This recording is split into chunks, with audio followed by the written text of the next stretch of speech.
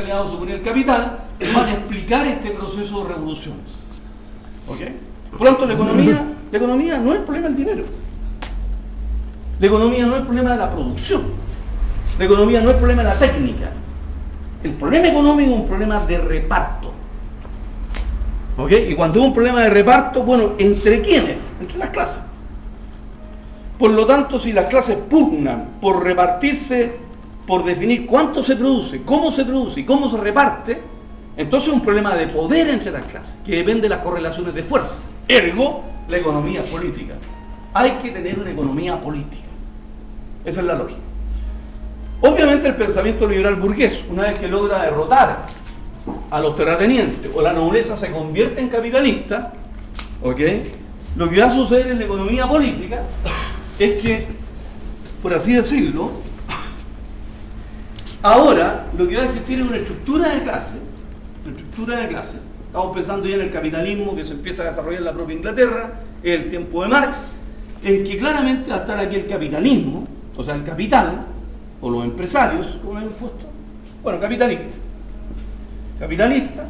incluyendo terratenientes, pero terratenientes reconvertidos al capitalismo, no como esa nobleza anteriormente, y los trabajadores. Por lo tanto, si uno sigue con la misma lógica, que es lo que va a hacer Marx, toma a los economistas políticos y toma los estudios de la economía política y se mete no en el capitalismo del siglo XVIII o de principios del siglo XIX, sino que se mete efectivamente en el capitalismo ya maduro de mediados del siglo XIX, particularmente en Inglaterra, se ve claramente que ahora el problema es entre capital y trabajo, fundamentalmente. Es decir, esta clase que está acá, fíjense ustedes, estas dos clases participan de la producción, pero ocurre que una clase que son los capitalistas no trabajan y sin embargo se llevan parte del producto social. Y los trabajadores son los únicos creadores de la riqueza y resulta que producen más allá de lo que requieren para reproducirse. Esa diferencia de la producción que requieren para reproducirse respecto al producto que generan es la producción excedente que se la llevan los capitalistas. ¿Ok? Entonces uno podría decir, bueno, pero los capitalistas antes se consideraban productivos, sí, porque organizaban la producción.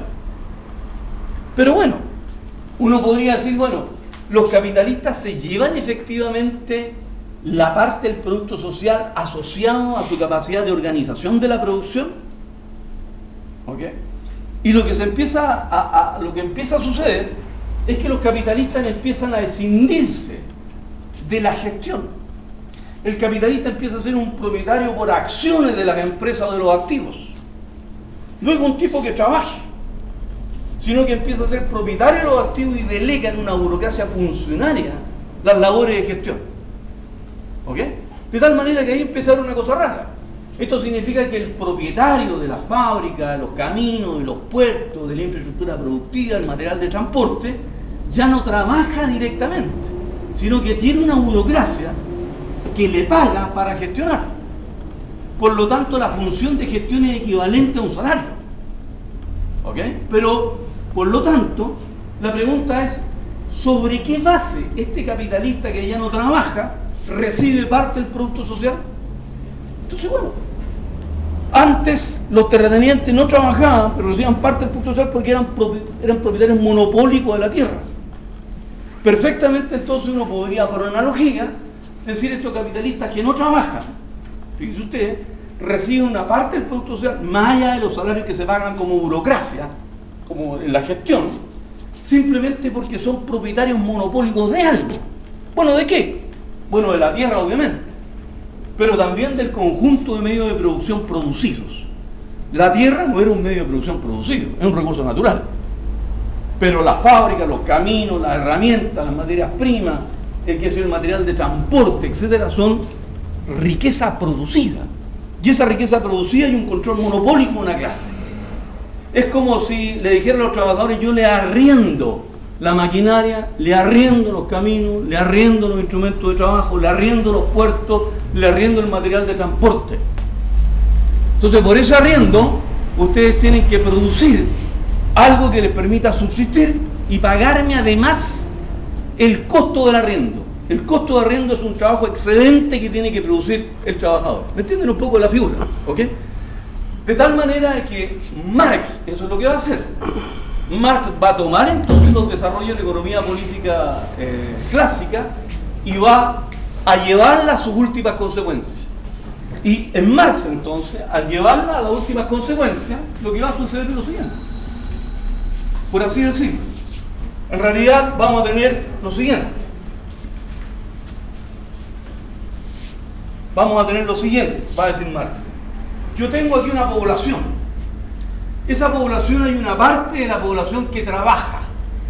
H, que trabaja. Hay otra parte de la población que no trabaja. Sin embargo, desde el punto de vista del producto social, fíjense ustedes, esa parte de la población que trabaja genera ese producto social. Hay una parte del producto social que se llama, que va para la población que trabaja, que está acá, que se llama producto necesario. Y hay otra parte, comillas, del producto social, que no va para los que trabajan, sino que va para los que no trabajan, que se llama producto excedente. Y dicen las sociedades de clase, esta es como una conclusión así absolutamente elemental, en las sociedades de clase se da lo siguiente. En este país, la fuerza de trabajo somos 8 millones de personas. 8 millones de personas. El producto social debe ser 240.000 millones de dólares. Ese es el PIB. 240.000 millones de dólares. PIB. US pesos. Entonces lo que uno podría argumentar es lo siguiente, estoy simplificando. Hay 8 millones de personas que al año producen 240.000 millones de dólares.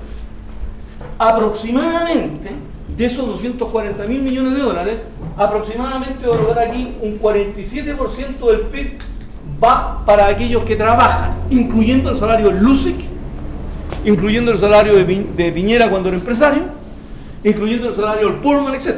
Salario como gestión, no la ganancia. ¿Estamos de acuerdo? Porque si el tipo trabaja, que se lleva el salario. ¿Qué salario? El más alto que quiera. ¿Ok? Por lo tanto, podríamos hasta incluir en ese 47%, la mitad, para simplificar, 120.000 millones de dólares, se van para los que trabajan, incluyendo la valorización del trabajo de los propios capitalistas.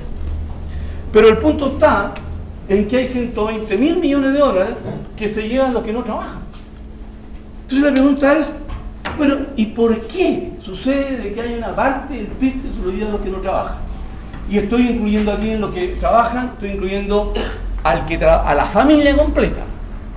No estoy hablando de la persona, estoy hablando también del hogar. O sea, el trabajador o la trabajadora, ¿no es cierto?, que es jefa de hogar con sus cabros chicos. O con su mamá, ¿no es cierto?, que es inválida, etc. ¿Vamos? Entonces, hay una parte de la población que no trabaja, no porque es vieja, sino que no porque está en la cárcel, o no porque es niño y está en el sistema escolar, sino que simplemente tiene un derecho a llevarse parte del producto que se llama producto excedente. ¿Ok? Producto excedente. Eso es lo que estamos diciendo. Entonces Marx se pregunta por qué. Dice, bueno, esto significa en realidad, esto es muy importante, que este sistema, que es un sistema, comillas, de clases, supone de que esta población que trabaja es una clase, y esta población que no trabaja es otra clase. Esta será la clase dominada y esta será la clase dominante. Y por lo tanto tiene que haber algún mecanismo por el cual la clase dominante obligue a trabajar a la clase dominada, pero que produzca un producto social que sea mayor que el producto necesario. ¿Vamos? ¿Por qué? Porque todo aquello que sea por arriba del producto necesario corresponde al producto excedente, que es la ganancia, es la parte de la producción social que se lleva la clase dominante. Marx dice en el esclavismo cómo era. Bueno, simplemente, aquí está toda la población, aquí están los esclavos y aquí están, comillas, los patricios. ¿Ok? Los esclavos producen un producto social. De ese producto necesario hay una parte que es el producto necesario. Se alimentan, viven, etc. Y aquí anda Sócrates, Platón, no sé, filosofando, los etc. está, ¿no es cierto?, esa democracia griega de los filósofos, los matemáticos, que vive sobre el trabajo esclavo, el trabajo excedente. Ellos no producen. ¿Ok? En la sociedad feudal lo mismo. Uno podría, o en el caso de la sociedad incaica, está el Inca, ¿no es cierto?, con toda su burocracia, que es toda la cohorte que no trabaja, incluidos sacerdotes, etcétera, y están todos los trabajadores, y al menos los campesinos o los no incas, que en el fondo lo que hacen es simplemente generar prestaciones en producción o prestaciones personales, en trabajo. Todo eso significa generar un producto social, lo que permite reproducirse como trabajador el producto necesario, pero produce el producto excedente, porque el imperio inca se extiende, construyen pirámides, desarrollan grandes vías, grandes obras públicas, en fin. El imperio inca es un imperio de clases, de explotación, efectivamente, de un sector determinado de la población. ¿Para qué decir? Bueno, en fin, uno encuentra esto en todos lados. Y también en el capitalismo. En el capitalismo, fíjense ustedes, yo tengo acá una población que trabaja, que serían todos los trabajadores que producen un producto social, y sin embargo hay un producto excedente.